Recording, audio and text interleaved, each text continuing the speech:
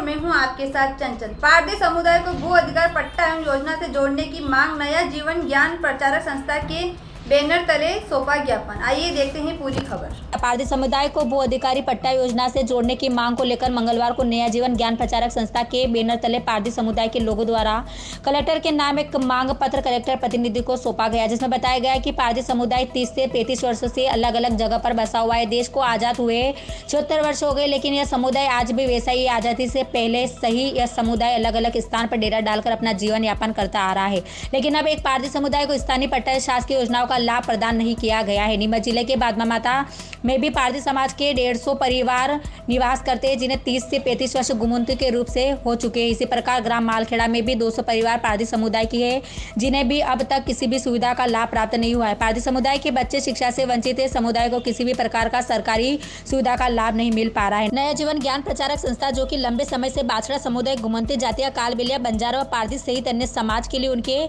मौलिक अधिकारों की लड़ाई लड़ती आ रही है।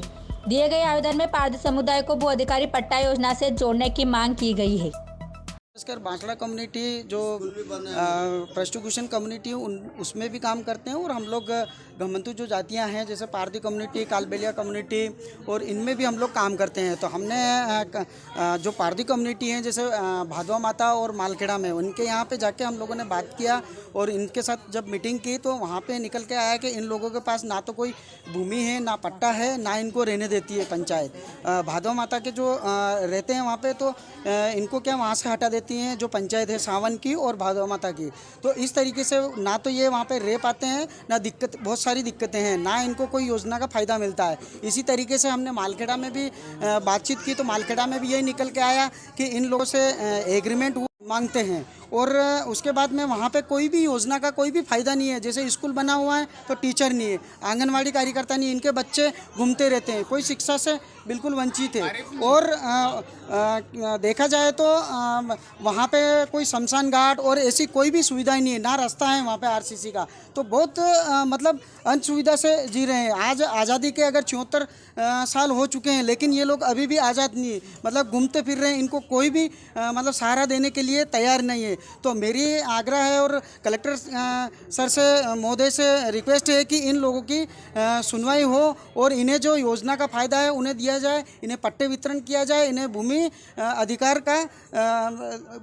इन्हें दिया जाए, है ना। और जो कि संविधान में ये है कि हर व्यक्ति को अपना अधिकार है, मौलिक अधिकार है कि भाई संविधान में कि इन लोगों का भी अधिकार है, क्योंकि ये लोग भी इसी इंडिया से है, कोई बाहर से है ही नहीं, लेकिन इन लोगों को बहुत ही अलग थलग से देखते हैं। इसलिए इन लोगों की सारी सुविधाएं होनी चाहिए। धन्यवाद। कौन सा संगठन है आपका? और नया जीवन ज्ञान प्रचार सेवा समिति, हम लोग हमारी जो संस्था है 2017 में हुई थी, बनी थी, और हम लोग प्रोस्टिट्यूशन जो कम्युनिटी है, बाजटा कम्युनिटी, उनके साथ में काम करते हैं। उनके अलावा हम लोगों ने अभी कुछ जैसे कि 1 साल कोरोना के बाद से ही हम लोग घुमंतू जो जातियां हैं जैसे पारधी कम्युनिटी और अपने कालबेलिया कम्युनिटी, बंजारा कम्युनिटी, इनके साथ में भी हम लोग काम करना शुरू किया हमने। नरेंद्र चौहान, मैं नया जीवन से अध्यक्ष बोल रहा हूँ।